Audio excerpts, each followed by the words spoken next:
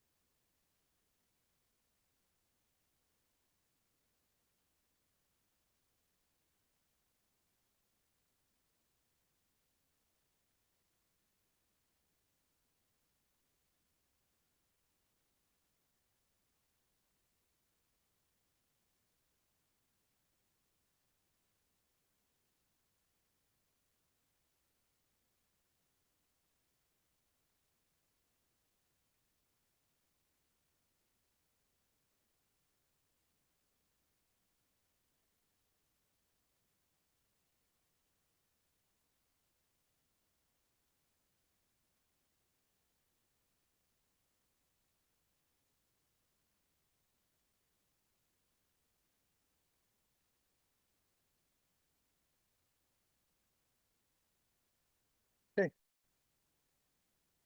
And so meeting called to order. We'll turn to amendments. The agenda is distributed and approved by council. Ms. Masood-Coulson. That South Huron Council approves the agenda as presented.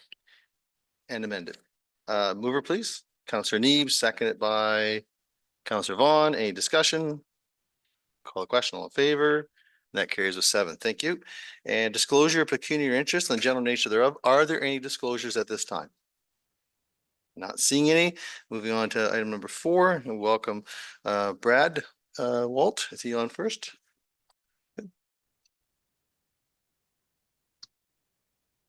Yes. Hi, can you see and hear me there? Hey, welcome, Brad. Thanks for having me. Will my PowerPoint be brought up? Can't quite hear you. I think we have to turn. Sorry, Brad, can you hear us? I can hear you. Can you hear me?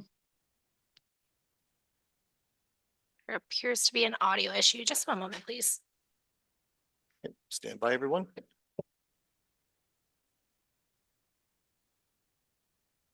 You want to try again, Brad? Can you hear us okay? I can hear you. Yep. Are you able to hear me? Yeah, you're not coming through. We see the light right up around your screen, but that's it at this point. Okay.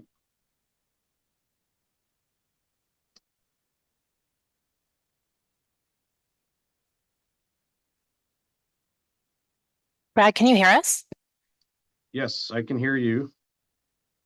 I don't know if you can hear me or not.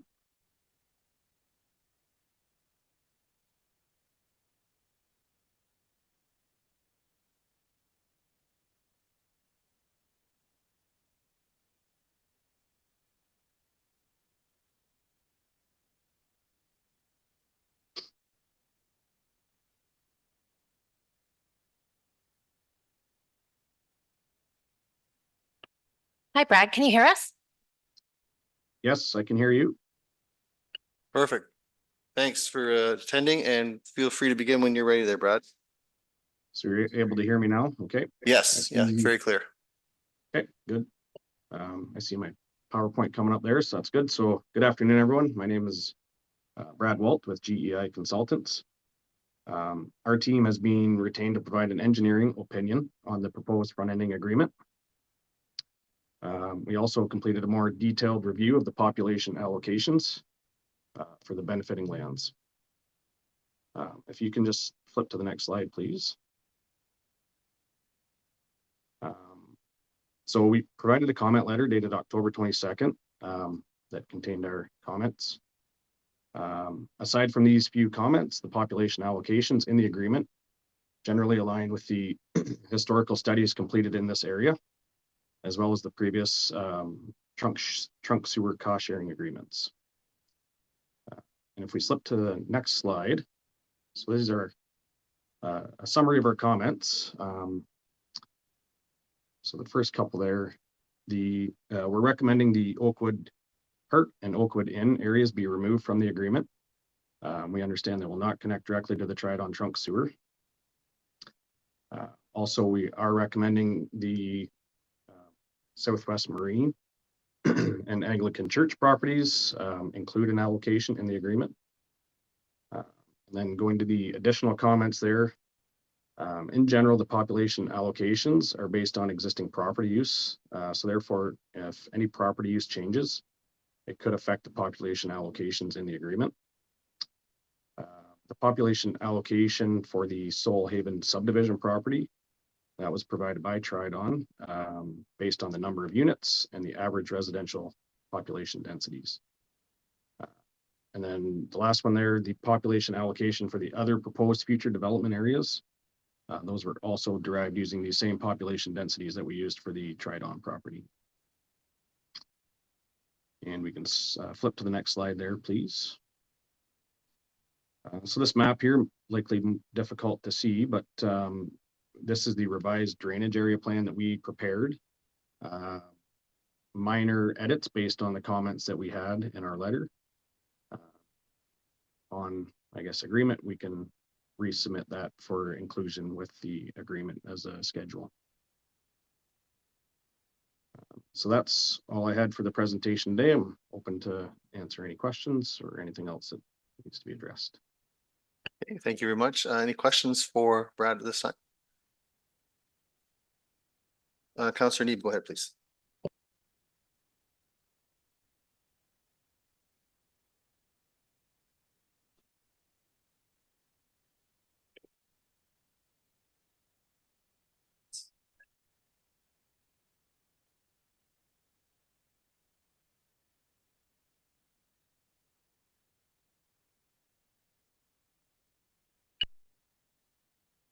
Maybe you just go to Don's.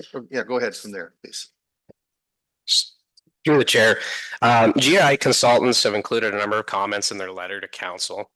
I'm not sure if this is a question for staff or for you, Brad, but are these items that we're able to negotiate or that staff is able to negotiate with Tridon?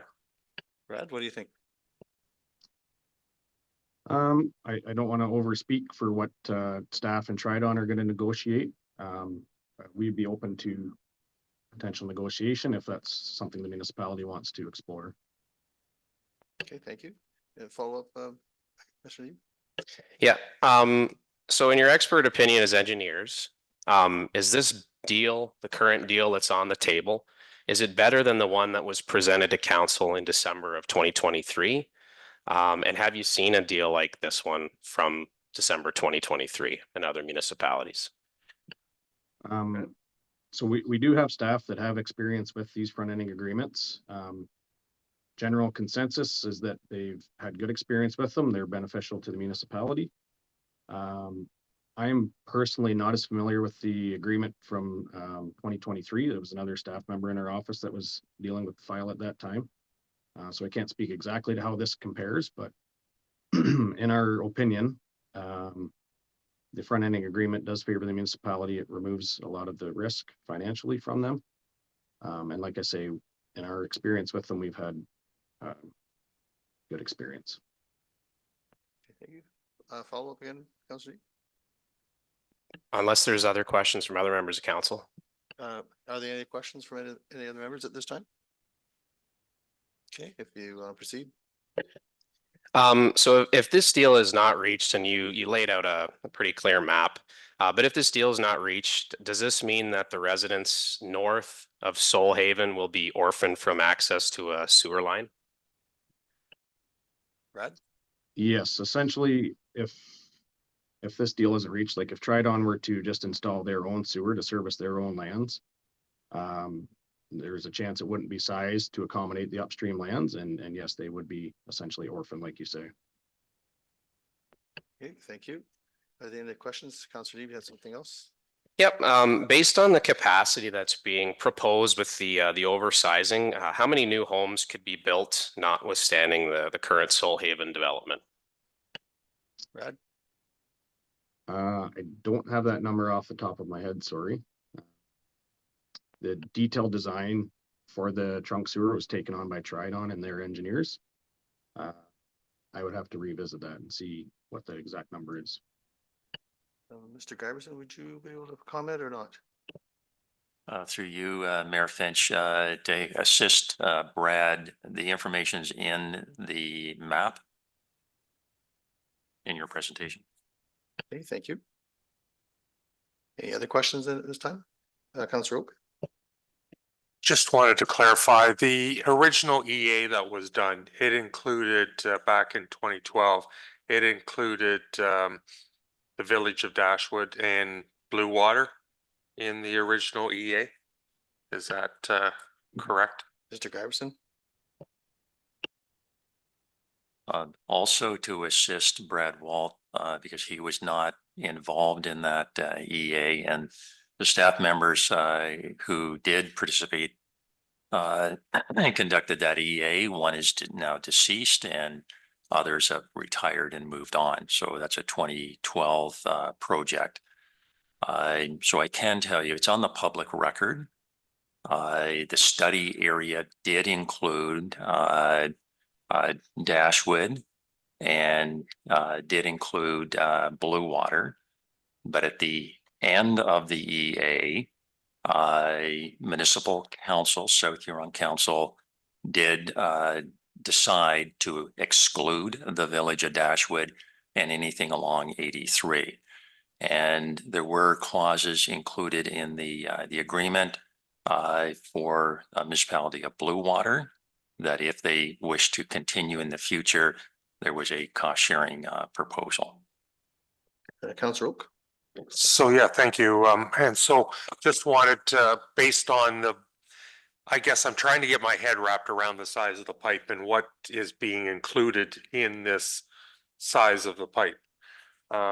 Whether it was based off the EA here to a certain degree, and I just didn't know what was all included in the calculation for this, the size of the pipe plus the oversizing of the pipe.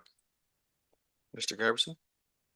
Through you, Mayor Finch, the pipe is sized for the area that's and the map that's also included on the public record in the memorandum of understanding with the municipality of Lambton Shores. It shows the entire area that we are currently discussing. So that's what the trunk sewer as proposed today is sized for that catchment area. So not to be confused with the results of the 2012 EA, which the recommendations are also on the public record. There's a list of them and publicly available. The recommendations for that were for a trunk sewer to be constructed on either side of Highway 21, along with some other recommendations. Thank you. Any other questions? Councillor Neeb?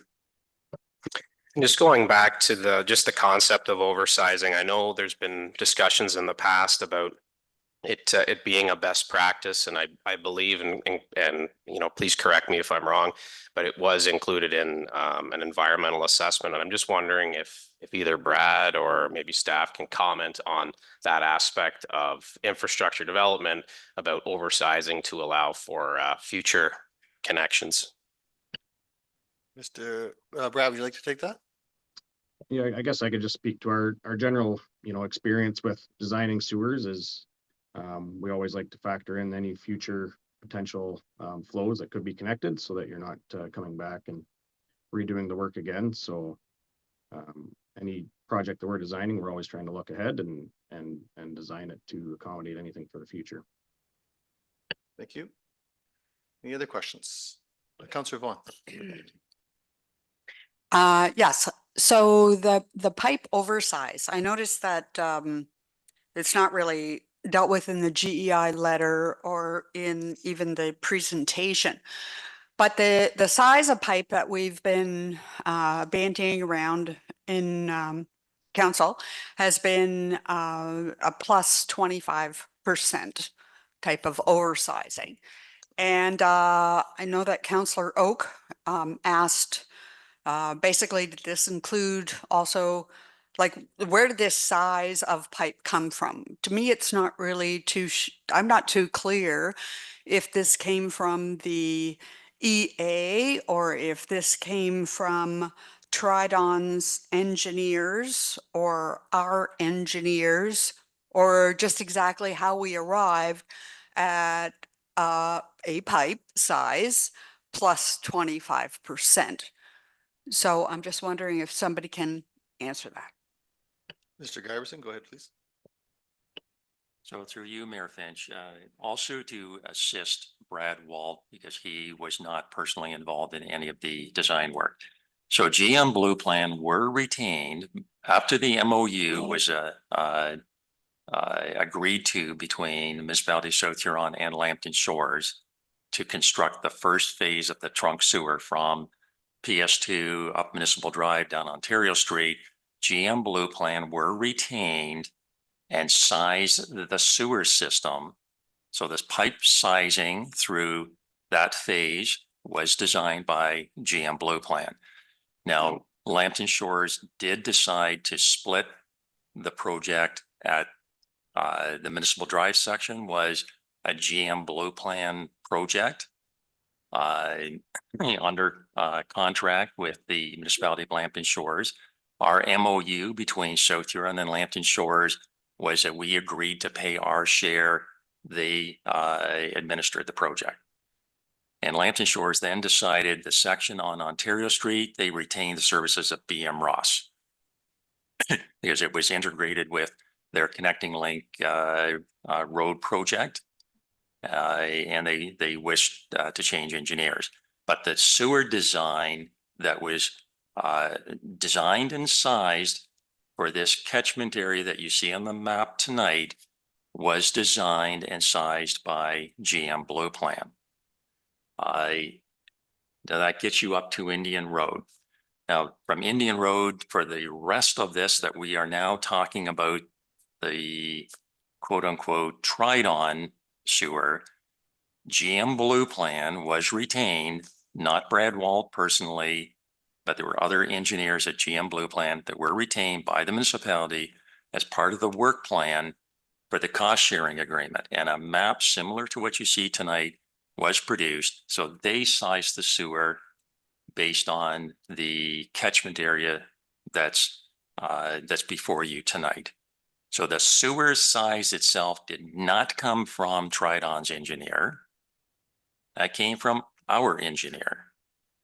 And it's been sized for a number of years working on these different components of the project, starting with the MOU, the Memorandum of Understanding with Lambton Shores and South Huron to start the trunk at the bottom end. This is all on the public record. So one contract to extend the sewer from PS2, the main pump station in Grand Bend, behind the Legion, across the drain, behind the Legion, up Municipal Drive to Ontario Street. Then there was a separate contract with BM Ross Burnham Construction did the contract work and it constructed the sewer from Municipal Drive up to Indian Road, sized by GM Blue Plan. It's also on the public record. I can't stress this enough.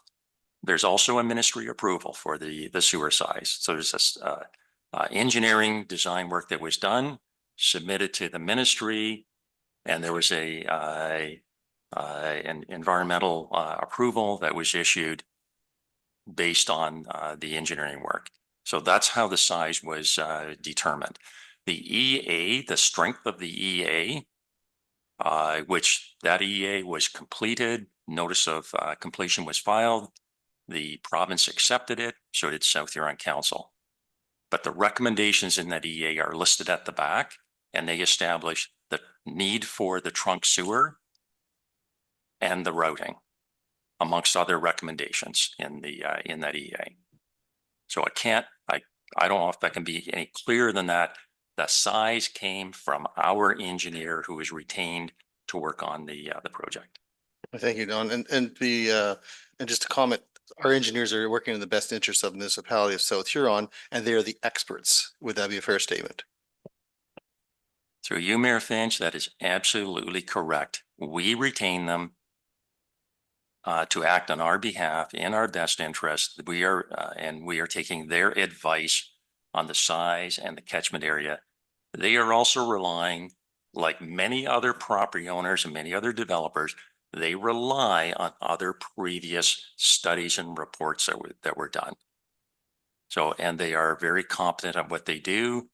Of course, they are also regulated. There's a Professional Engineers and Architects Act that covers their conduct. So there's no question that they are experts in their field. Thank you. And then also, just to reiterate, in the last term of council, 1.6 million was invested into the trunk sewer line in Lambton Shores to accommodate the future growth north of Grand Bend Indian Road. Is that correct?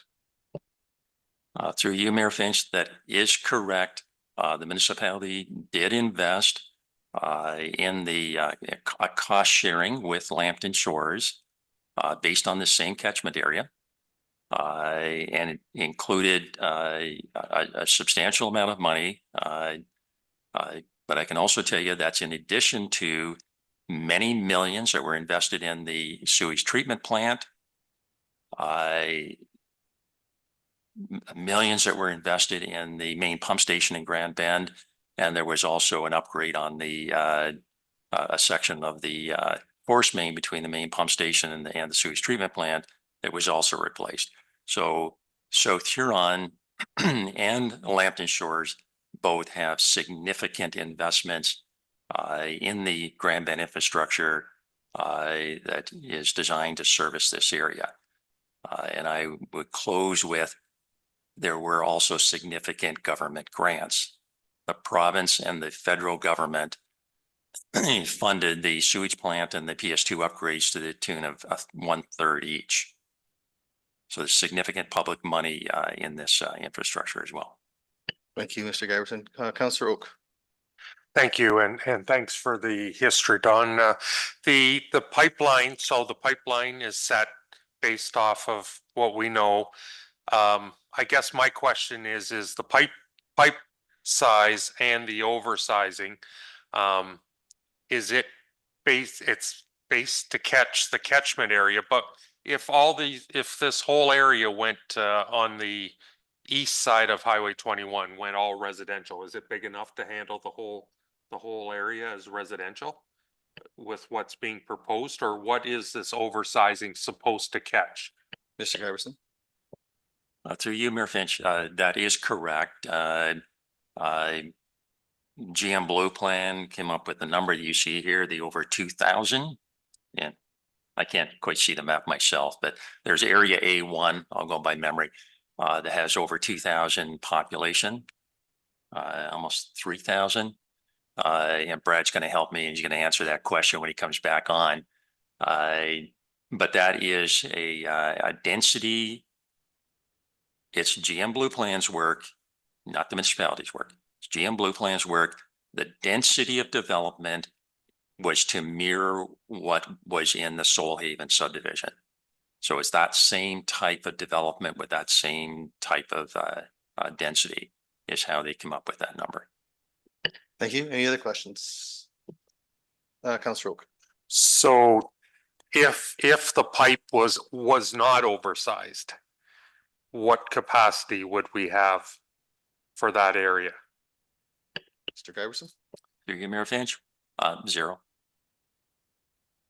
I believe Brad referred to that too, of the orphaning, all those, So it would cover Trident's subdivision, but then it wouldn't cover anything else to feed into it. That 25% extra oversizing is enough to develop the rest of that area.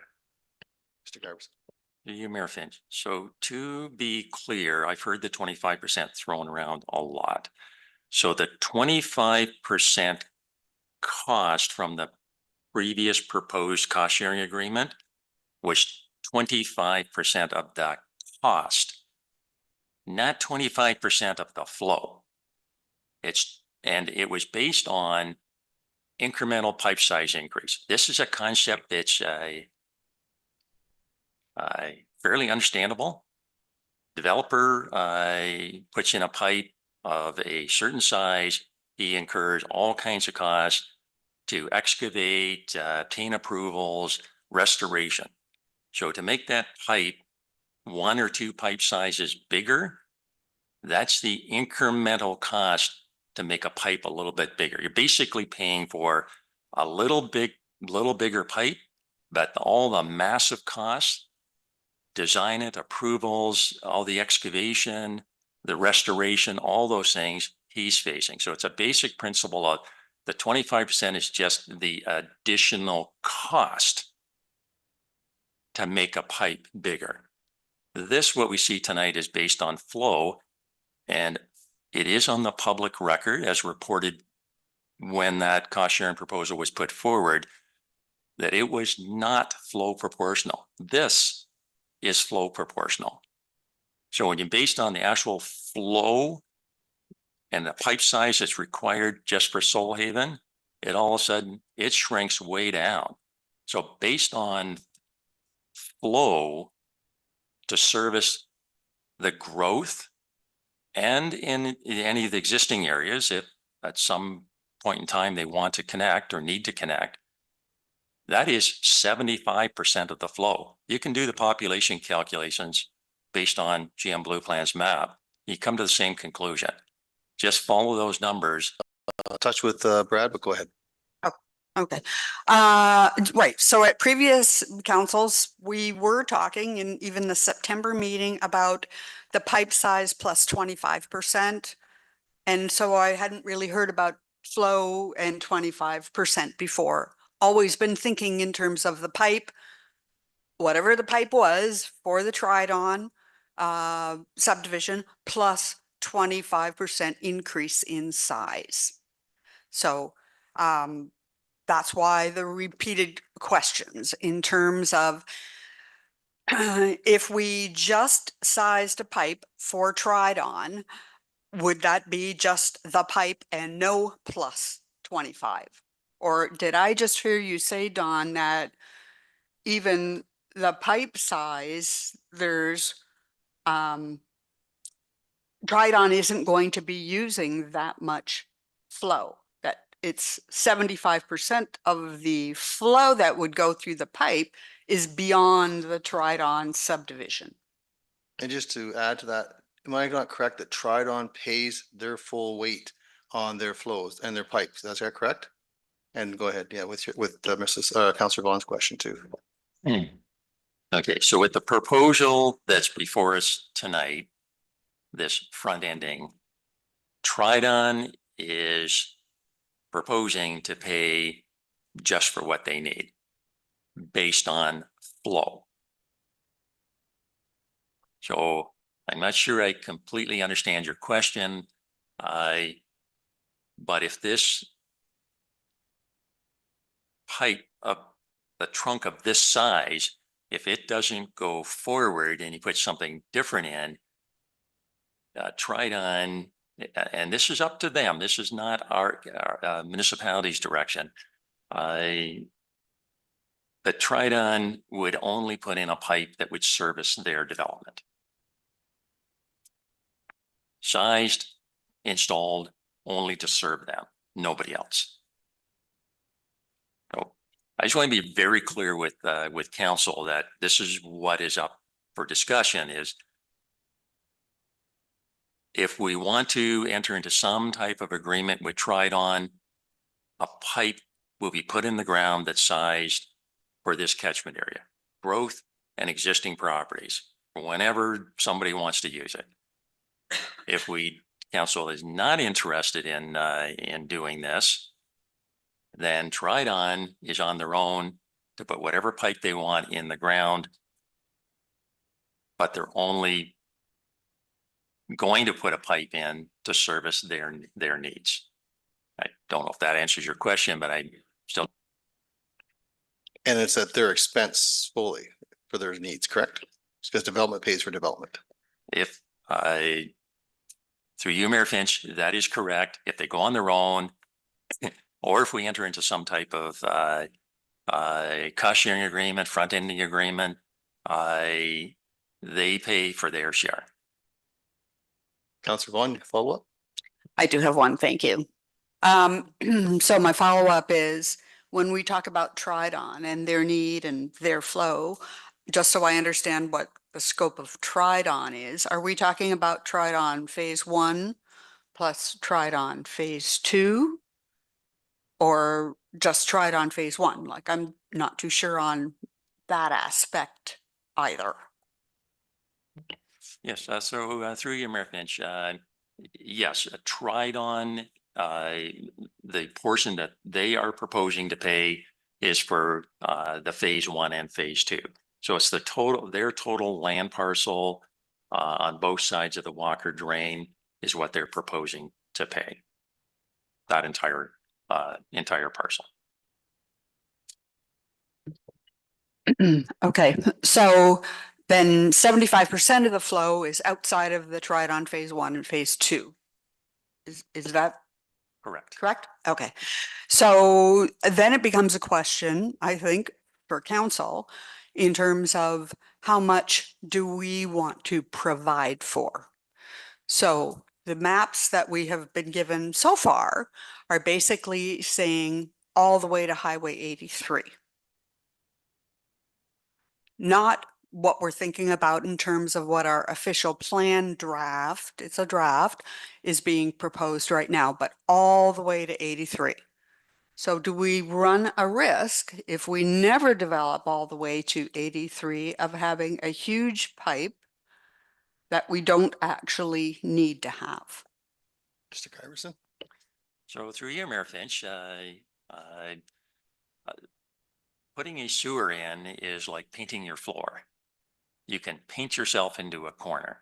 So pipes are always larger. Anybody who understands plumbing, municipal drains, ditching, it's always larger at the bottom end. So these sewers are built from the bottom end, the downstream end. So you already have in the ground a pipe from PS2 up Municipal Drive up to Indian Road that is already sized for this entire area. And as you continue a sewer north to the north limit of this catchment area, if you put a pipe in that's smaller than any, like for example, what you're suggesting, you could put a pipe in that's smaller just to handle the area that's proposed in the official plan update, which is a 15-year gaze into the future. That's what that designated area is to accomplish. The sanitary sewers are designed for 75 to 100. Actually, for us, it's a 100-year window. So if you size the pipe smaller for the next 15 years to match with the official plan, when you grow further, you are ripping all that out and replacing it all, because you can't continue a pipe that's smaller. You just put a bottleneck in your pipe. It just doesn't work that way. So if you put a smaller pipe in, you are effectively stopping any further development north of even what's proposed in the official plan. Or you're making it horribly expensive because all that infrastructure has to be removed, which still has considerable life left in it, because these pipes will have very long lives. So it is like painting a floor. You can paint yourself into a corner, and the only way out is to redo the whole thing. So it's not a choice of, if you put a small pipe in, you are making a very conscious choice to either have no further development, or you're adding a huge financial burden on somebody in the future to replace what you just installed. So I guess what I'm understanding then is that if Tridon just puts in the pipe that they need, if the pipe is that big, but the pipe at Indian Road that we put $1.6 million into off of reserve or user fee reserves, I believe, if that pipe is that big and the pipe coming into is this big, the pipe that's this size is of no value to anybody, and we've thrown away over $1 million, would be a fair statement.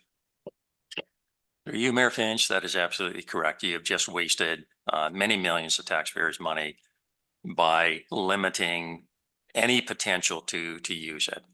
And these, I can't stress enough to council, these are very long-term decisions. Gravity sewer systems are designed for 100 years. That's their useful life. That's the window you're looking at. So if you're thinking shorter term, that isn't going to work for sewer systems. Thank you, Mr. Giverson. I guess council has to reflect on the fact that Oakwood Park itself is just over 100 years old, and Grand Cove just celebrated 50 years. So visionary leaders at the time saw the wisdom in extending the pipe to Grand Cove at that time. And then the last council had the vision to expand the pipe also. So it's up to this council to decide where they wish to proceed at this time, where we'll be in the next 100 years.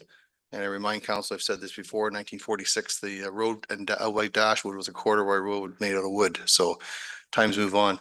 Any other questions at this time? Okay, not seeing any. Thank you, Mr. Giverson. And thank you, Brad, for attending tonight. Okay, if there's no further questions, we'll go to the recommendation, please.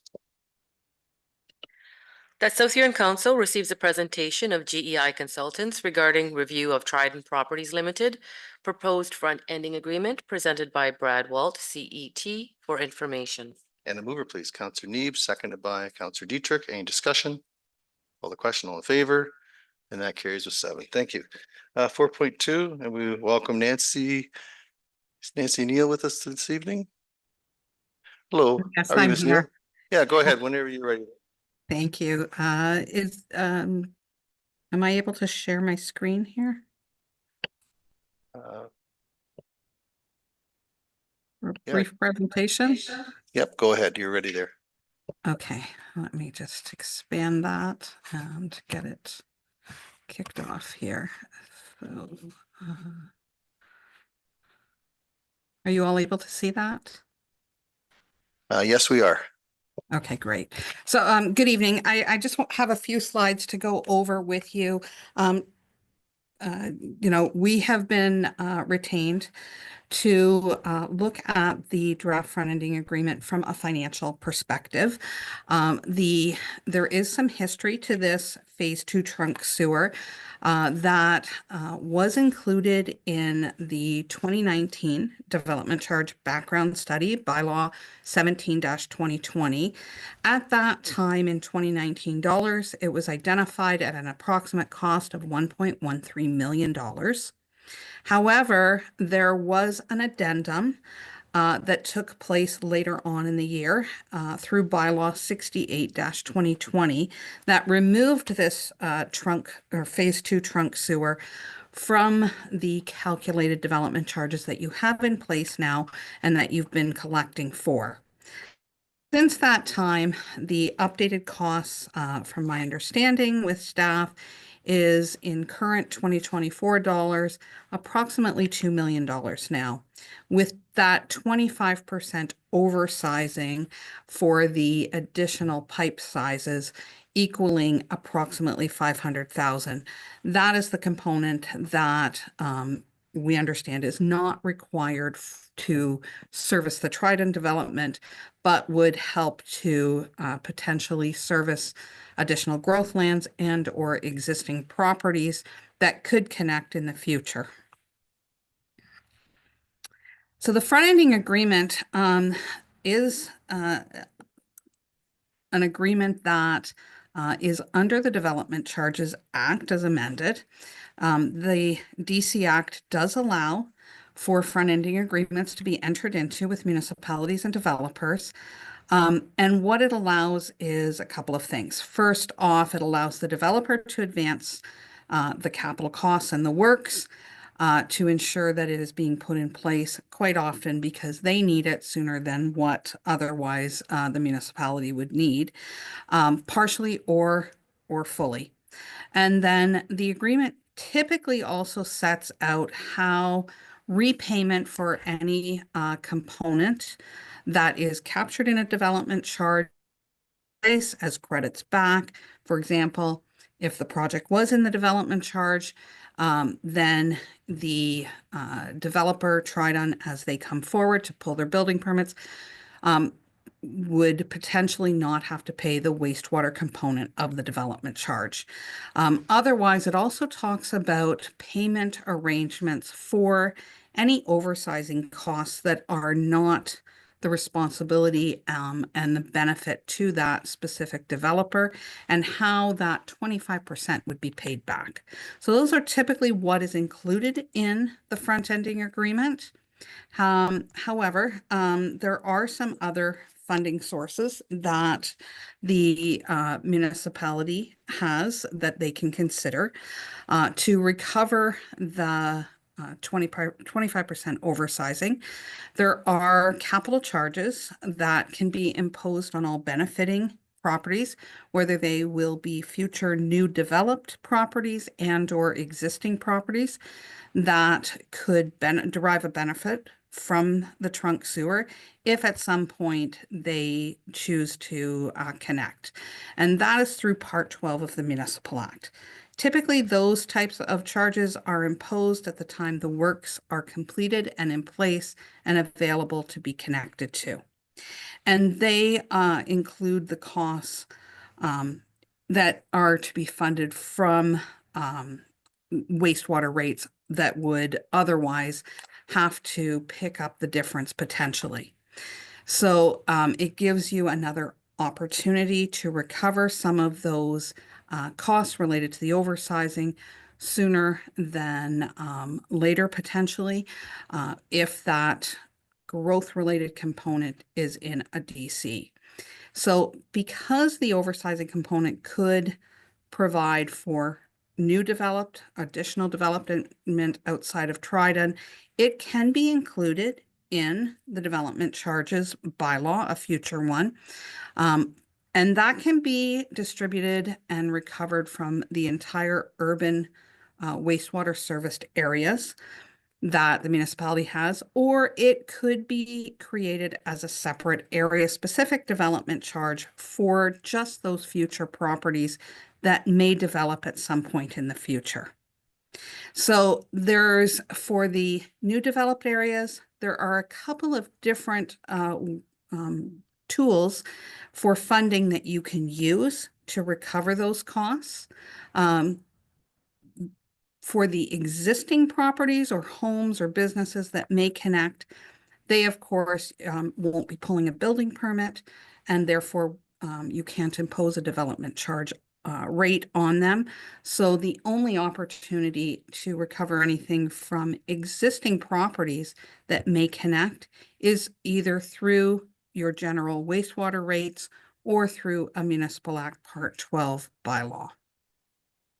That is sort of just a high level of your funding options, and I'd be happy to answer any questions that you have. Thank you. Any questions for Ms. Neal? Counselor Neeb. Thank you through the chair. So thank you, Nancy, for the presentation. Based on the previous discussion, we were talking about how over 1,000 new homes could be potentially tying into an oversized pipe. My question is related to just the debt financing and how that works, because so paying if 1,000 new homes had been or are added into the future, there's over 627 homeowners in Grand Cove, plus Oakwood Inc., Stark Horse, and the Playhouse that are already connected and paying for this infrastructure. So if these 1,000 new homes were added, does this mean that the debt financing would be shared, and therefore all homeowners currently on this system would that mean their debt servicing costs would be lower than it is now? Ms. Neal. Yeah, through the mayor, there's for any growth related components that get added into a development charge. If the municipality has to finance that through debenture financing or loans, then those interest costs are also eligible to be recovered through the development charges. For any component which would benefit the existing properties, you can't include that through the development charge calculation. So if there was financing for a portion of the pipe of that, for example, a portion of that 25% cost that relate to existing properties that could connect, the interest charges related to that component, again, could be recovered through the Municipal Act charge, but can't be recovered through the DC. So if it's for new growth, yes, principal and interest costs are eligible to be recovered through a development charge. If it is for existing properties connecting in, the principal and interest component has to be recovered through either a Municipal Act charge or from your general wastewater rates. Follow up, Mr. Yeah, thank you. And I apologies, maybe I should clarify. In terms of user fees, however, I guess that's maybe the point I'm trying to get at is if we have 1,000 new homes and that many more connections, would that result in lower user fees for all users in that area? Well, that through the chair, sorry. And I'm sorry if I misunderstood. It may not, because although you have more users that would be creating flows and generating revenues, you also will have more costs associated with operating once the pipe is in place and maintaining it, as well as future asset replacement that you should be contemplating. As soon as you have assets, you are now required by law to actually start saving and putting away and investing funds to ensure that you can eventually replace it when it does come due. So as much as, yes, there's more revenue coming in, there's also more expenditures coming. And depending on the relationship of the amount of additional expenditures versus the additional revenues would, determine whether or not there would be a lower rate for all users through the user fees. Okay, thank you. Any other questions? Is there any other questions at all? Counselor Neeb. I'm going to ask this, and I'm not sure if you'll be able to answer it, but in your expert opinion as economists, is this the current deal that we have on the table better than the one presented to council in December of 2023? Ms. Neal. Yeah, through the chair, it's certainly there's some items that are concerning with for example, the interest rates that are being put forward to be compounded annually, as well, without knowing what the future development and timing of that is. There is concern about how long it will take to recover the amount that is being oversized if the developer is if Trident is putting that in place and cash flowing it, depending on the compounding of the interest and the amount of time passed, it may become unaffordable because those future developments will also need to then extend this pipe further as well and pay for that component. So there are some concerns, definitely. But the other concern is currently right now, this project isn't in a development charge bylaw. And to enter into a front-ending agreement under the Development Charges Act, the project should be in a development charge bylaw. So, you know, whether that gets added in, you are looking to, we're working right now, updating the development charge background study and bylaw.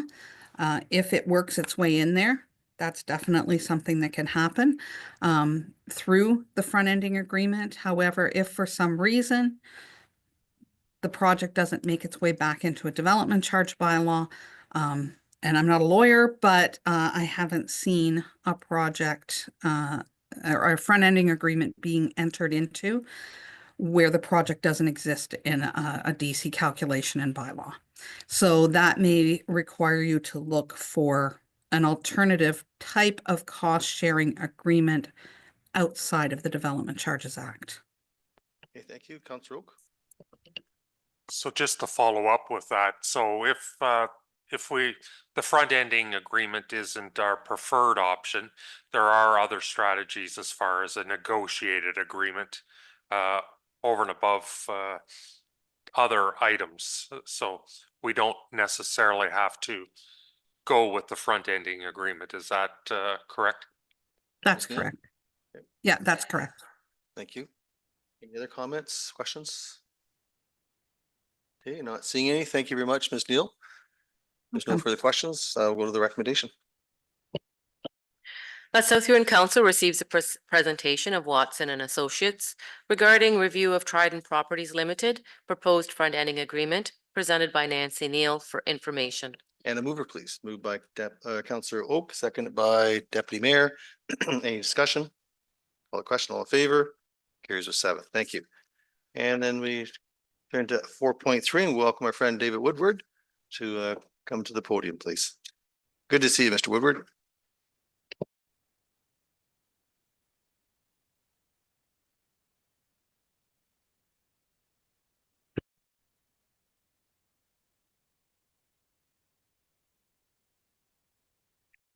Thank you very much, Mayor Finch. Good to be here. Good to see all the councillors. Thanks very much. I have a presentation for council, which is on the monitor. I'll just draw your attention to it. My presentation will overlap to some extent with Nancy's, and I apologize in advance, but there is overlap, as she mentioned, because we have a front-ending agreement in front of us, and our ability to move forward with that there are some legal hurdles and also some business hurdles, which I'll outline. Okay. Next slide, please. In the past, South Huron has refused to pay up front any funds for any portion of this of the servicing costs. That goes back to the December 2023 proposal that was considered by council. Trident has come forward, and what they've done is they've proposed to pay for all the costs of servicing up front. And what that does, it takes away the risk of South Huron for any future development. So for example, if there was no development going forward, if South Huron was to put up funds, they wouldn't have the ability to recoup those.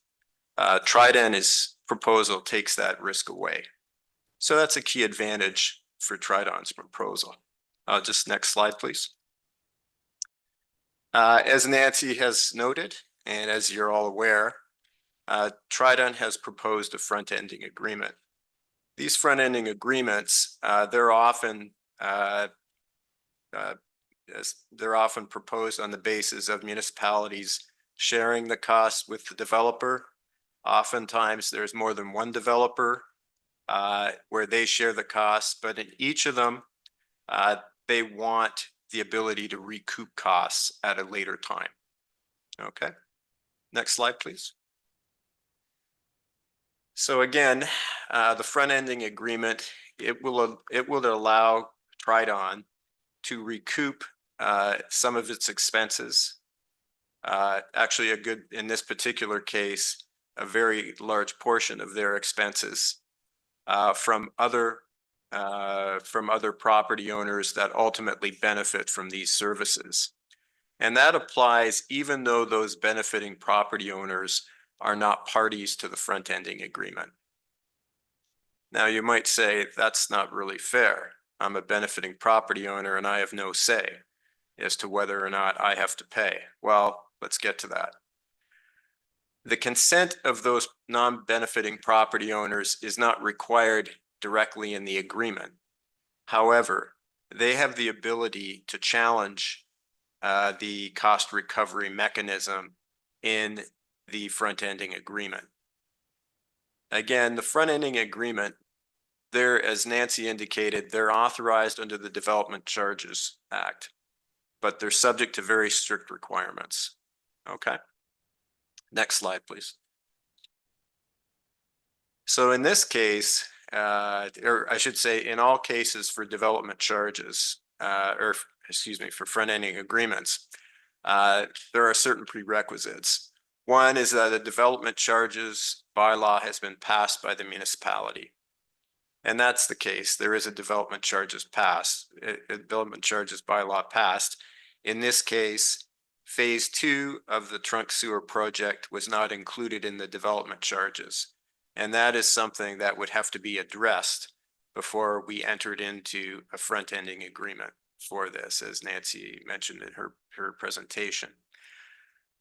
The development charges or the services that are being charged out must benefit an area where the development charge bylaw applies. The prevailing development charge bylaw does apply, but it doesn't apply to the services in phase 2, the cost of those services. So before even considering entering into the front-ending agreement, we would have to bring those services, those costs of those services into this project, and then we could consider entering into a front-ending agreement. Also, written notice of the front-ending agreements has to be provided to the benefiting landowners. And those benefiting landowners have a right, and I'm just go to the next slide. They have the ability to file an objection, and then there's an automatic right of appeal to the Ontario Land Tribunal. So this is where they defend themselves. Those benefiting landowners can object to whatever the number is that will be recovered from them as part of this any particular proposal. Now, front-ending agreements have other advantages. For example, South Huron can recover its administration costs and consultant costs. People like me, like your engineer, like your economist, Nancy, planning, all those costs are recoverable in a front-ending agreement, but they can be recovered in other agreements as well. It's not just exclusive to a front-ending as a matter of negotiation. Okay, next slide, please. In Tridon's specific front-ending agreement, the recovery is based on flows. It's not based on the cost of oversizing the pipe. And this is an important distinction. The ability to recover based on flows does provide for a greater level of cost recovery.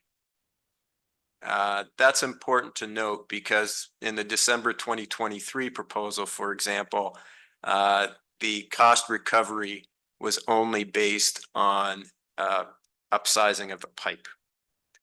And the cost recovery there was no cost recovery for Tridon, and it was South Huron that would have recovered their costs as a result of that. So this is an important distinction. For that reason, and of course, the parties that would have to be responsible for that would be benefiting property owners, and that can impact future development in the area. So the terms of the Tridon front-ending agreement or the terms of any agreement with Tridon need some work. Okay? I just stop there. Okay. I'll just go with the next slide.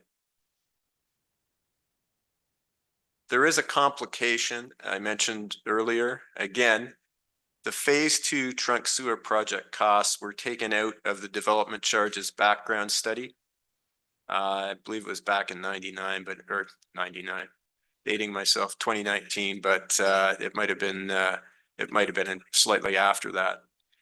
But again, without those costs included in the study, we could not, it would be prudent. We have to address it one way or the other.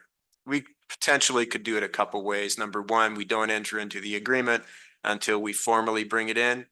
We could make the agreement conditional, perhaps, on bringing in those costs, but that issue has to be addressed. Okay. And again, I reiterate, a front-ending agreement is not the only option that could fill both the objectives of Tridon and the objectives of South Huron. We could, for example, enter into an agreement where there would be cost recovery for Tridon. Tridon could pay everything up front. We could agree to have a Part 12 bylaw where there's a cost recovery bylaw, and then it would enable Tridon to have some cost recovery. South Huron would have the ability to recover costs directly through the bylaw and act as a conduit for cost recovery for Tridon. That's an option. Next slide, please. Actually, I think I've already said that. Next option, or next slide. Just take some questions. Do you have any comments? Thank you, Mr. Woodward. Any questions for Mr. Woodward at this time? Councilor Neeb. Thank you for the presentation. If we deny this proposal just outright, are there any legal ramifications from doing so? Mr. Woodward. Through you, your worship. I think it's within our rights to not move forward with it.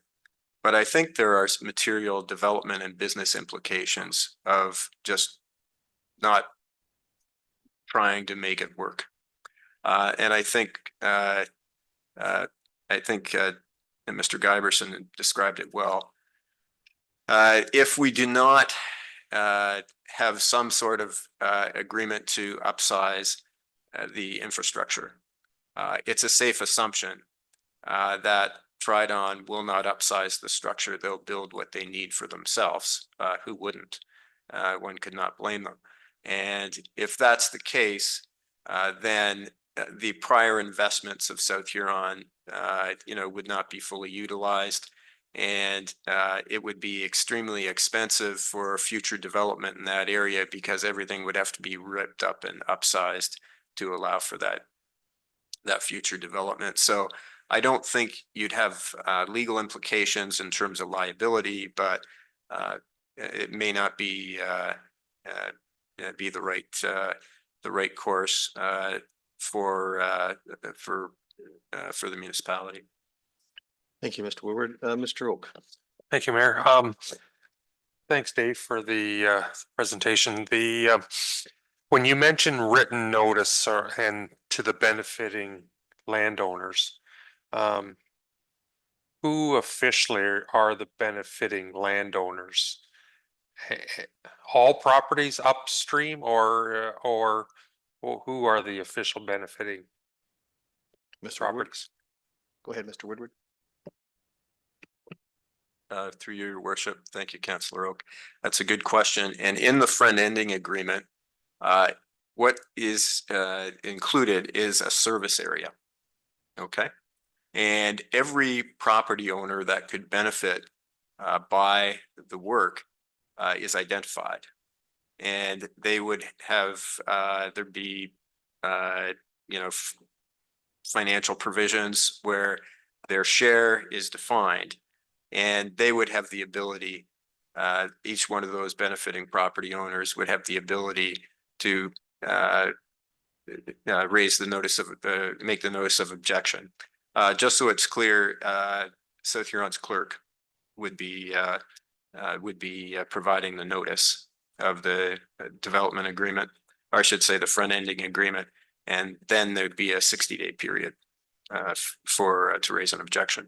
And then it's an automatic appeal.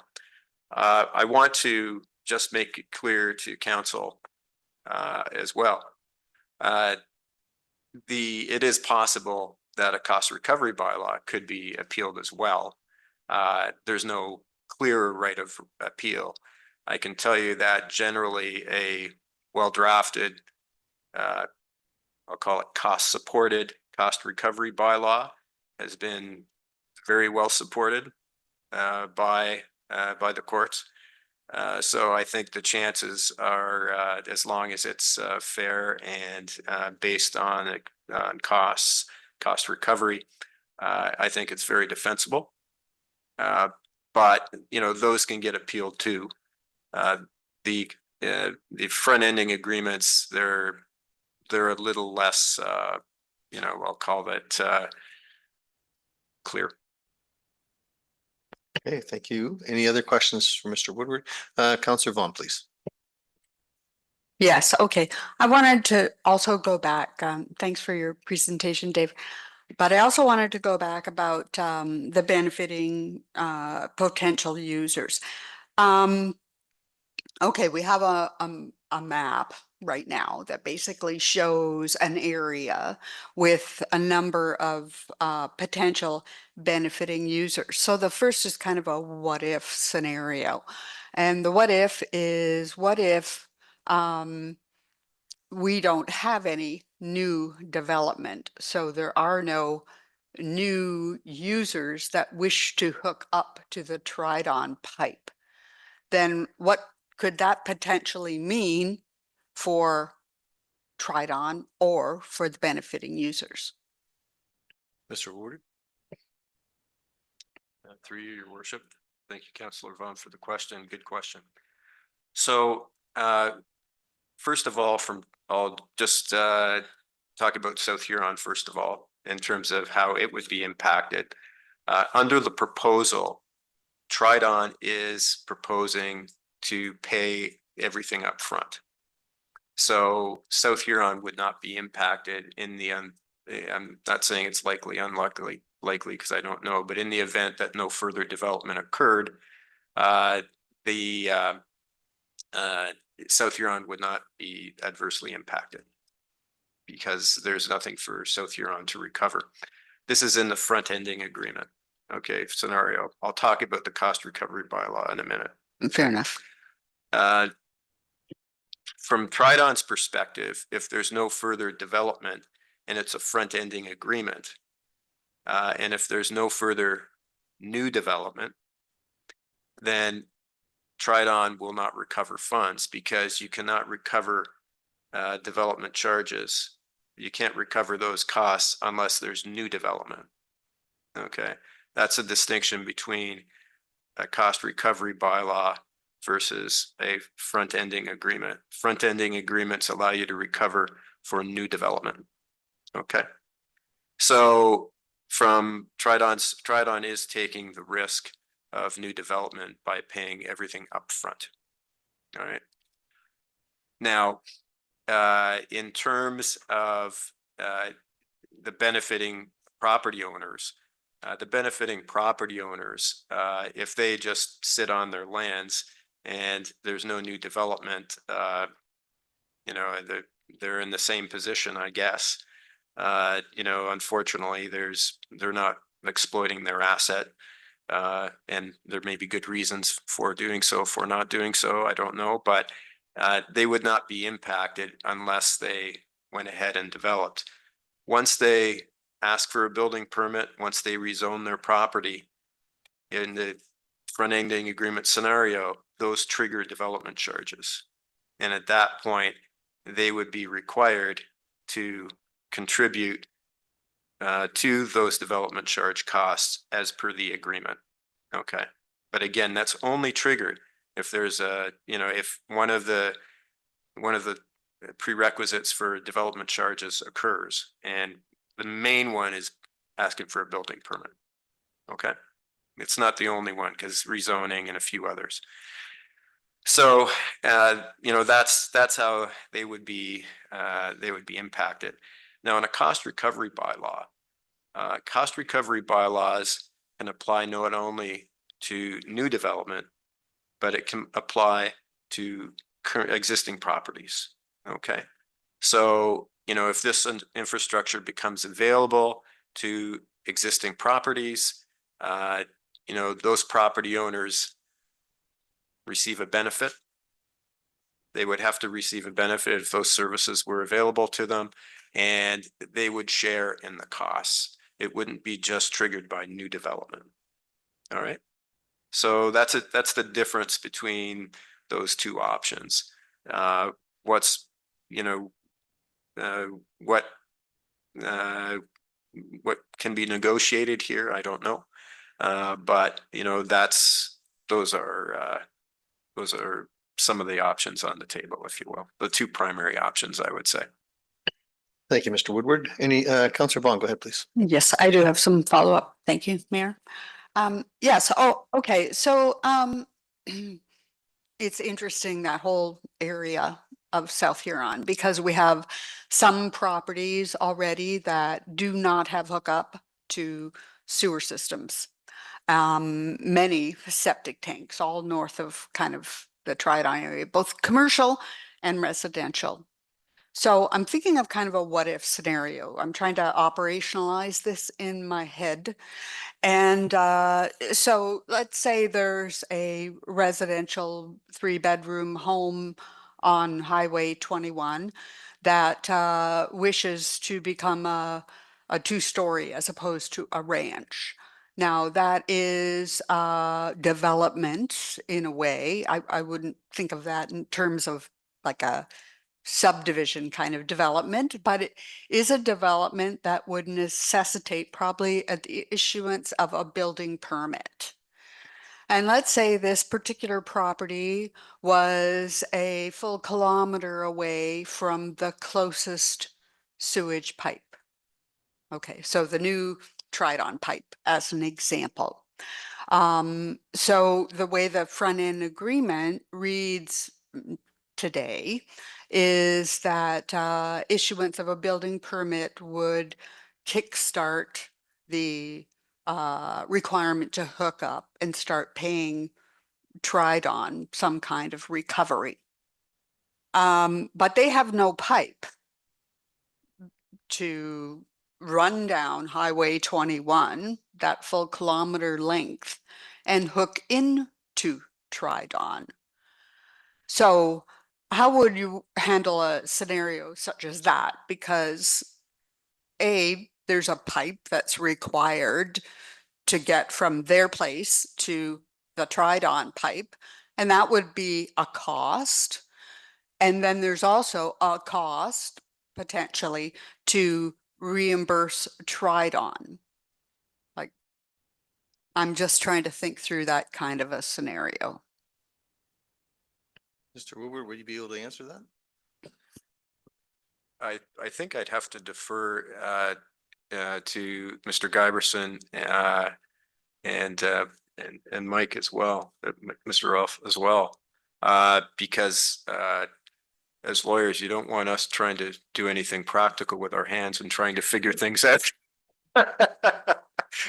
I can tell you that there's no question that a building permit is a trigger for development, and a lot depends on what would be defined as benefiting properties. But I think in terms of the technical handling of that, I think it would be best answered by Mr. Giberson or Mr. Rolfe. So I'll stop there. And just a clarification, are you talking they're already on septic at this point? Yes, that was what I had said. And what I'm trying to understand is, would it be smart for us to try to determine as a municipality what really is a benefiting property for the future. Because we are going to have scenarios like that down that lakeshore area where there's single properties, there's very small subdivisions that simply have no way to hook into that pipe. They're not next door. They're kilometers away. So in terms of addressing sort of a front end agreement, like the appendix for that in terms of who's a benefiting property and who's not, is it in the municipality's best interest to try to define what's a realistic benefiting property that would fit into situations that would be triggered by a building permit? Mr. That's Giverson? kind of where I'm going. Through you, Mayor Finch, I would start my answer with, I'm not the solicitor, but I have read the law and I am familiar with the Development Charges Act. And you can see even in the presentation, Dave's presentation tonight, that in order for that scenario to be true, all provisions of the DC Charges Act would have to apply. So if the services cannot be available to that property, I think that's one of the key things, it would not apply. Now, Mike Rolfe, our chief building official, is going to help me out here because if a building permit is issued somewhere north of where that pipe ends, chief building official is the one who decides if that permit can still move forward on an existing septic system, like as is, or if it needs to be modified. But the key point is in the legislation. The services have to apply in order to trigger that they pay that portion of the DC charges. And then I'm going to defer to Mike because I'm not the chief building official either. Mr. Rolfe? Through you, Mayor Finch, and I'll also start by, I'm not a solicitor and not Mr. Giverson, but yes, building permit definitely would be required. And it typically is a trigger for any kind of a front-end agreement or cost recovery or the implementation of the development charges fees, if they're within that study and if they're within our fees. Typically, and again, depending on how the potential agreement is structured and the definition of benefiting properties, if there is a property that's 1.5 kilometers away from the Grand Bend Trunk Sewer Phase 2 where it ends, they would not have to run a sanitary pipe down the MTO road to hook into that, right? That would not be how the agreement would be structured. That would not be the intent, that there would be multiple sanitary sewer pipes running down the road just to hook into this Grand Bend Phase 2 pipe. So yes, it's definitely in the structure of the agreement and how that would be applied. And to further clarify that if somebody was applying for a building permit to add a second story to their dwelling unit or what have you, they would more than likely have to obtain a building or a sewage system permit to either install a new private disposal system or upgrade the existing. Thank you, Mr. Rolfe. And Mr. Giverson, you had a comment. Through you, Mayor Finch. Also to clarify, a front-ending agreement applies to growth, not existing properties. So there's, and Dave, Mr. Woodward, was trying to be very clear on, you can part the waters here. Existing properties are on septic system are not subject to the DC charges and cannot be, you can be no cost recovery under a front-ending agreement that's established under the DC Charges Act. That is for growth and development. So it is at the will of council.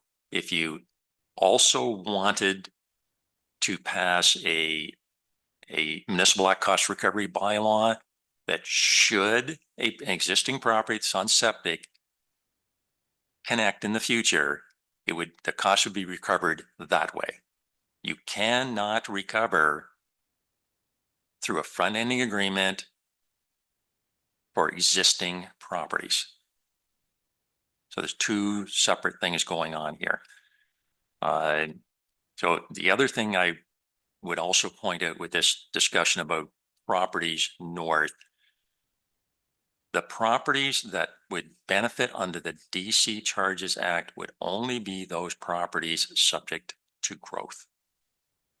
And again, I'm not the lawyer, but the act would have, the DC Charges Act would have to apply. So it's not existing properties that would be subject to that charge.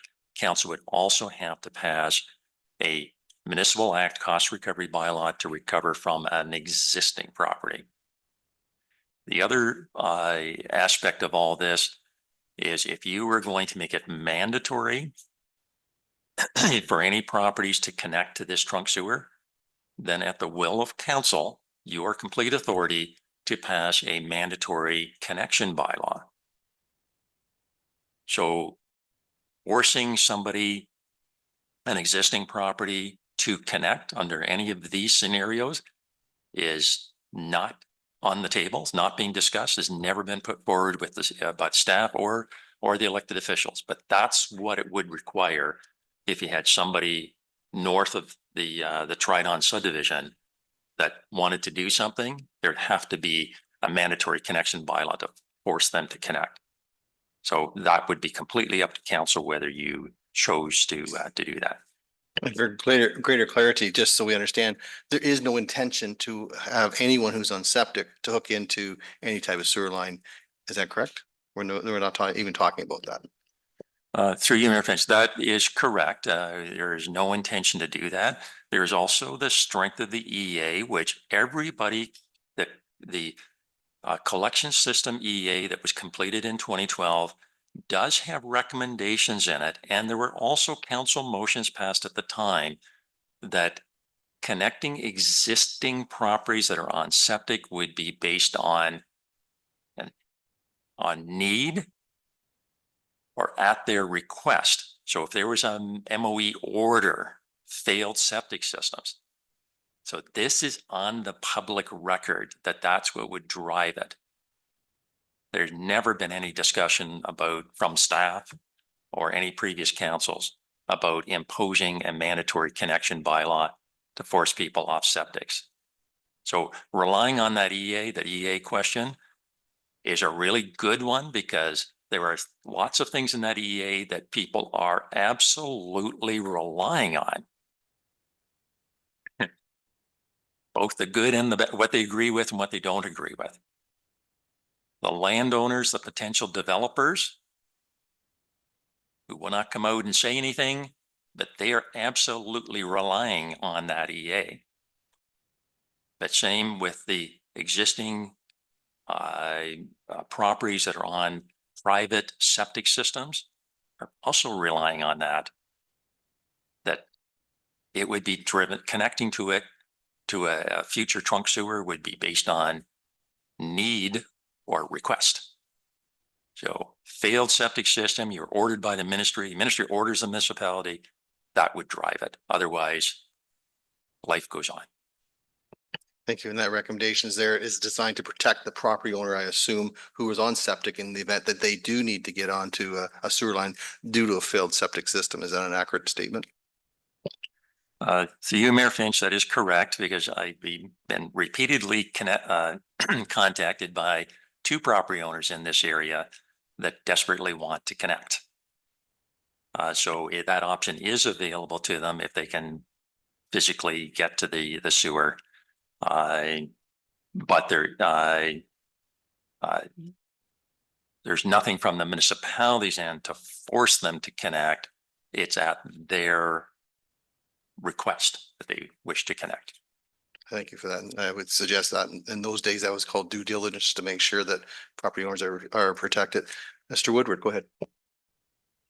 Thank you, Mr. Mayor. There's one other point, just to I'll call it, give a broader picture to council. In the front-ending agreement, there are also exemptions. Okay, so we should be aware of that as well. So in the example that Councillor Vaughn gave, where there's an extra an expansion and there's either a greater unit, let's say a unit was added. There are provisions in the development charges for credits. But most importantly, some types of developments are actually excluded from all development charges.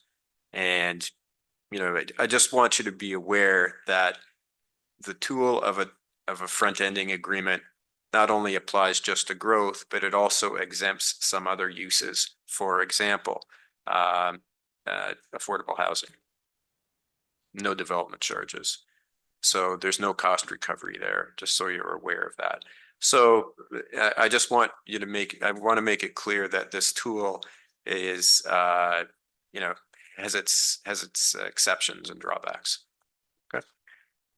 Thank you very much. Any other questions? Councillor Vaughn, go ahead, please. Right. Okay. Thanks for all of that from all of you. Also too, I was thinking again, I'm going back to that map and I'm looking at the I guess household or people counts that are going down the lake shore. And they're north of Tridon, and specifically I'm thinking on the west side of Highway 21.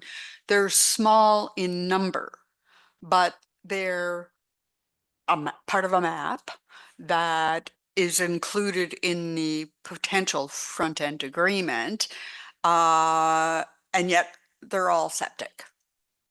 And so I'm wondering why they're on the map. If there's all that commentary about they're not included, they're not supposed to be included, why are they on the map? Mr. Giverson. Through you, Mayor Finch, I'm not sure if Brad Walt is still on or not, but the existing properties on the west side between Highway 21 and the lake are on the map because their potential future flows are included in the trunk sewer design. So you could, a clear distinction here, a front-ending agreement under the DC Charges Act allows you to recover from like growth related. So you would also have to, for the municipality to recover costs and remit back to Tridon, you would also have to pass a municipal act cost recovery bylaw. So you would have, we can enter into a front-ending agreement, but there would have to be a provision in the agreement that the existing properties would be recovered by under the municipal act. So they're there because they're part of the sewer design. All those properties are all, their flows are all included in the design. But the front ending agreement and recovery under the DC Charges Act can only be from growth. So you have to pass another or enter into another agreement to recover from existing properties, similar to Credit and Centralia, which is a municipal act cost recovery bylaw. And that captures existing properties. So that's the only way it works. Thank you. Go ahead, Councillor Vaughn. Okay, and I would say I hear you, and I'm familiar with the Crediton and so forth, that area. But there are differences in terms of when we did the Crediton, when we did the Huron Park, when we did Centralia, we did do trunk lines. We did do sewer lines. There are no sewer lines north of Tridon. And so what you're talking about is potentially with a cost recovery bylaw, talking about recovering from properties that have no ability to benefit from anything until another trunk line of sorts is created and attached to the Tridon. And so I'm captivated by the exemption part that Dave referred to in terms of the potential front-end agreement, that I really think these properties ought to be thought of in terms of exemption and not just thrown in there that they're going to pay. I think we need to have awful lot more discussion about that through a cost recovery bylaw. Mr. Giberson, do you want to respond? Yeah, so through your mayor worship, or your worship, Mayor Finch. So those existing properties on the west side of Highway 21 are designed into the sewer system, but they're also designed into phase 1 of the trunk sewer. They're designed into PS2 and they're designed into the sewage treatment plant, all of them.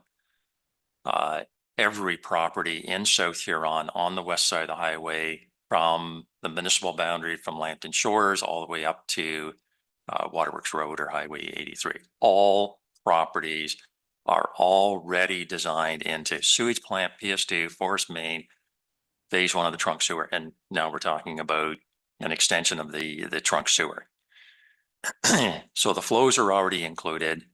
It is at the will of council to recover the cost. It will be part of any discussion, if council authorizes it, with Tridon, that if those properties connect, and that's the key thing about this, if,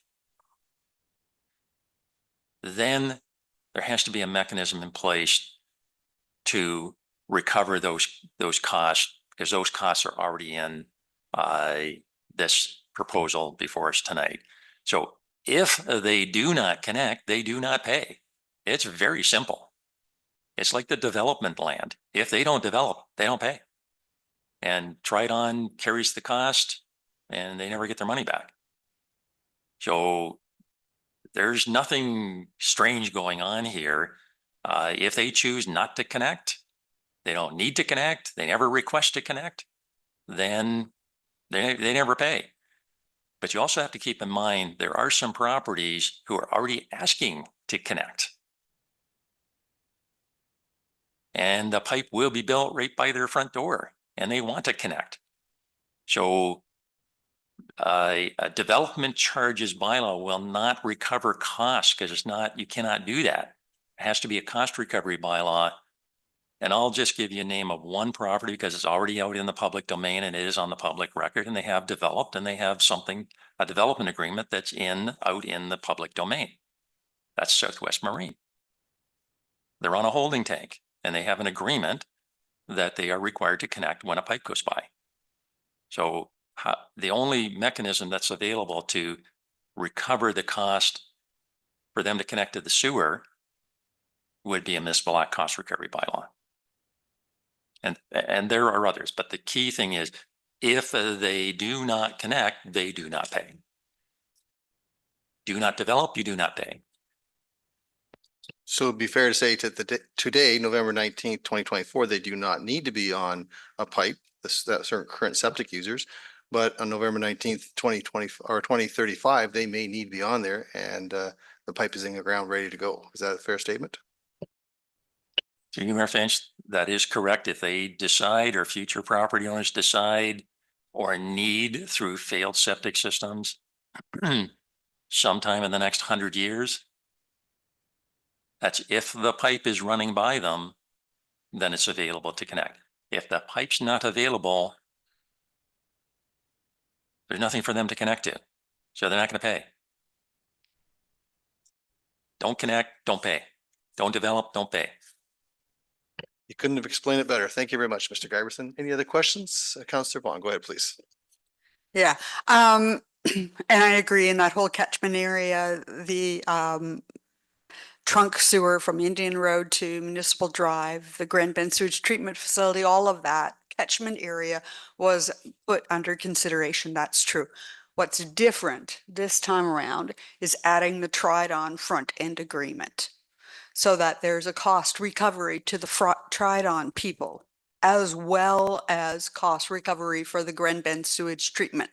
So including them in that front end agreement, as far as I understand, when they connect, they're going to have to pay for the pipe that gets from their front door to the Tridon, plus they're going to have to pay some portion of the Tridon, plus they're going to have to pay some portion to hook into the Grand Bend sewage treatment. So I'm trying to understand for my constituents out in that neighborhood, what this actually financially means to them.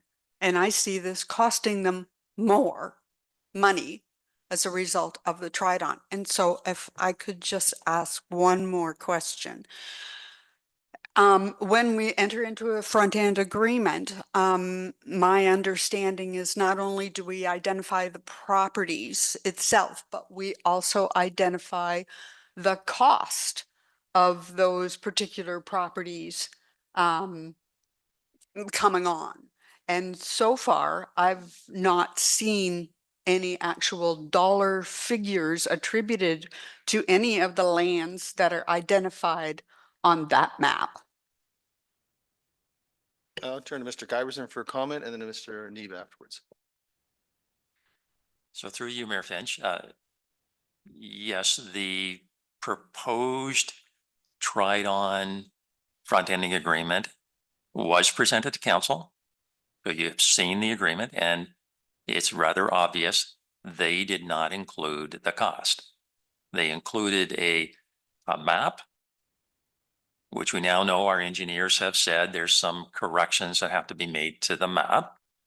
They've included a schedule of properties with percentages. So that's already in the public domain. That's already been shown to council, but they did not include a cost. So that would be an obvious point of negotiation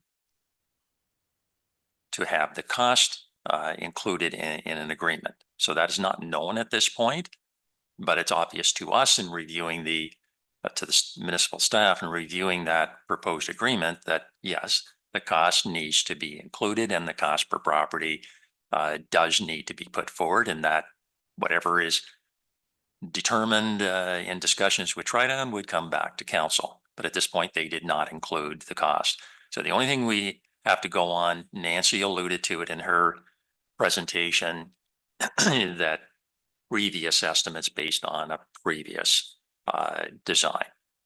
So yes, that's yet to come.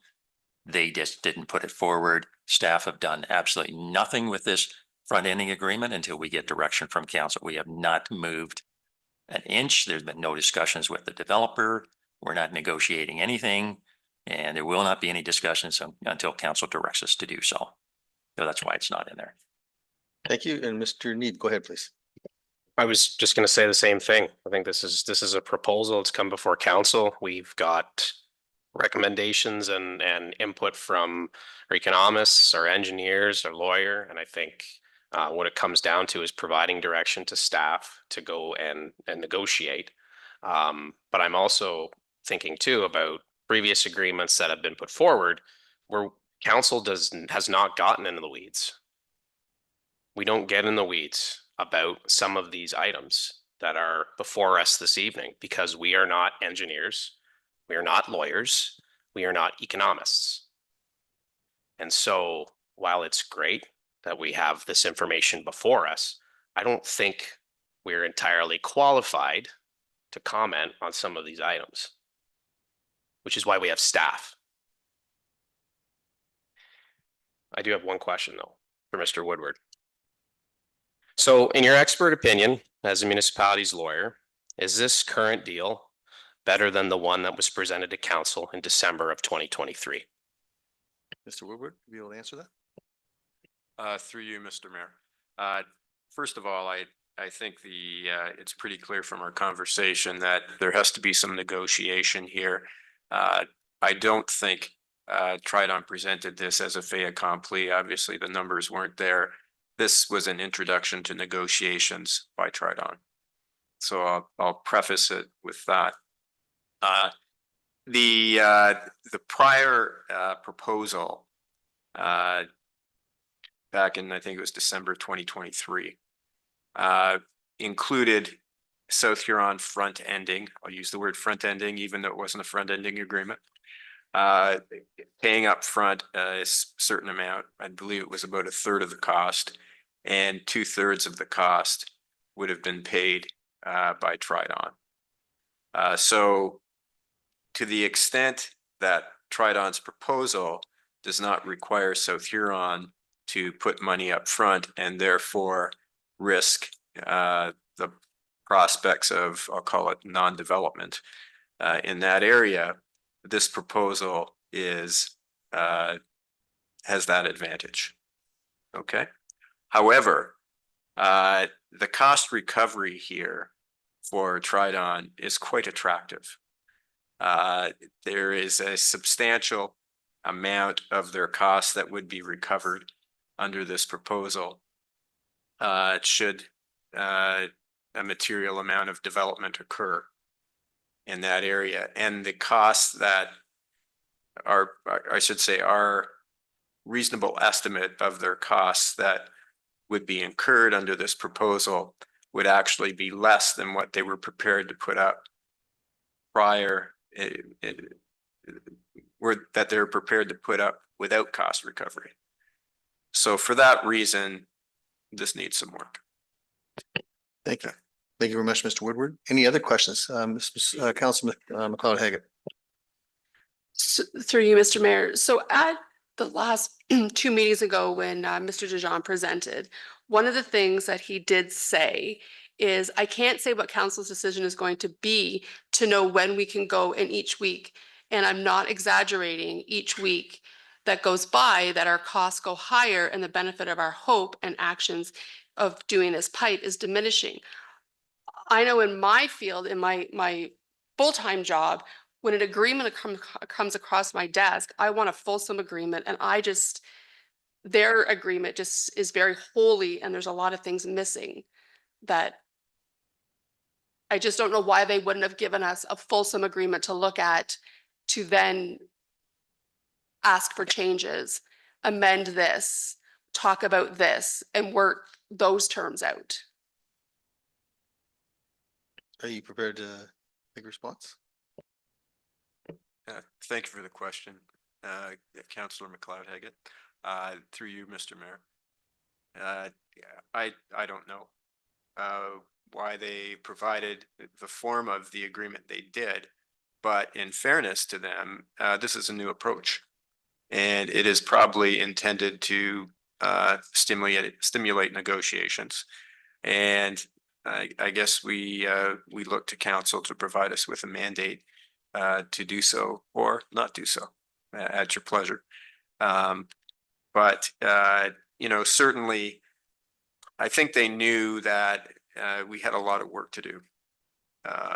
And I think that draft agreement was intended to get things moving.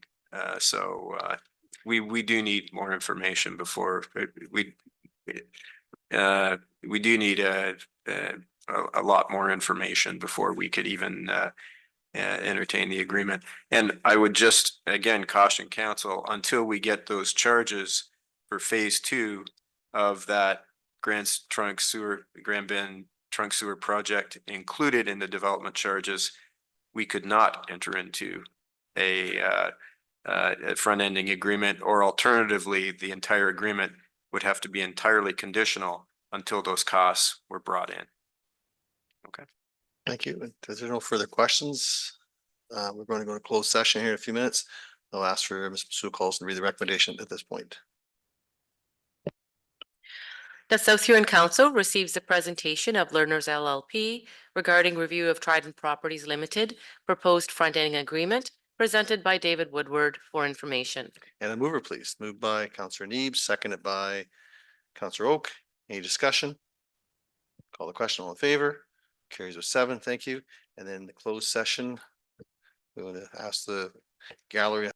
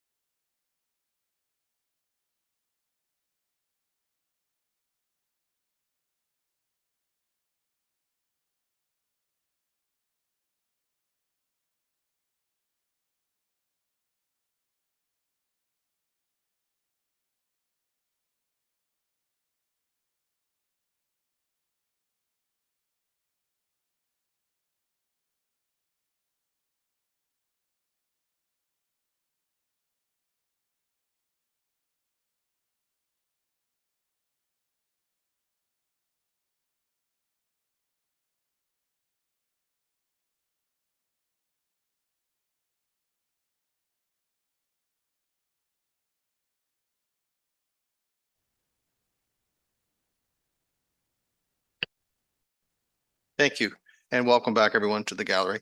At this point, we'll be reporting out of into open session, please. Council met in closed session to consider matters. It has been permitted to do so under the Municipal Act and is listed on today's council.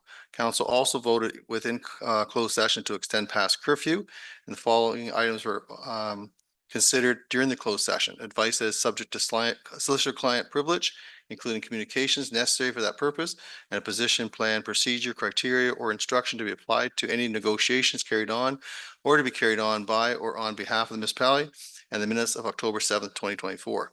As a result of our closed session today, the closed meeting minutes of October 7th, 2024 have been approved, and the following will be considered by council in open session. Number one, that South Huron Council expresses interest in an oversizing agreement for phase 2 of the Grand Bend Trunk Sewer and authorizes the Chief Administrative Officer to negotiate an oversizing agreement to bring back for council consideration using the guiding principles referenced in the closed session. And 2, that an oversizing agreement for phase 2 of the Grand Bend Trunk Sewer be brought back to for council's approval prior to approval of a subdivision agreement for the Soul Haven subdivision. And do we have a mover for that, please? Moved by Councillor Neves, or seconder? Deputy Mayor, any discussion? Councillor Neeb, go ahead. Yeah, can we have a recorded vote? Yes. Okay. Is there any further discussion? Councillor Deitch. What I just read, that's what we're voting on as we just. Okay, this is just for the negotiations, like yes, whatever. That's right. Yes. Okay, I'll turn it over to Madam Clerk for the recorded vote, please.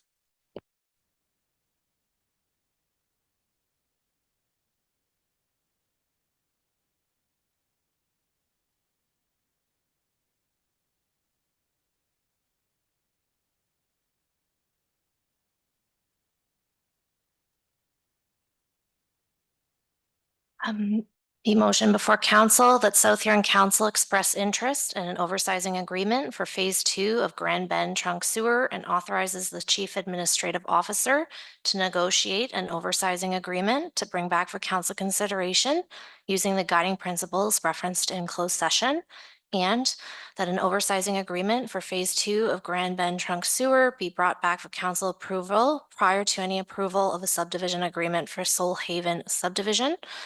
That was moved by Councillor Neeb and seconded by Deputy Mayor Dietrich, and Councillor Neeb asked for a recorded vote. Councillor Oak, Yes. Councillor McLeod-Hagan, Yes. Deputy Mayor, Yes. Councillor Dietrich, Yes. Councillor Vaughn, Yes. Councillor Neeb, Yes. Mayor Finch. Yes. That carries 7-0. Thank you. Next item is the last item, Mr. Carlson. That South Huron Council hereby adjourn at 7:28 PM. Moved by Deputy Mayor, seconded by Councillor Neeb. No discussion. Call the question. All in favor? And that carries with 7. Thank you. And thank you everyone.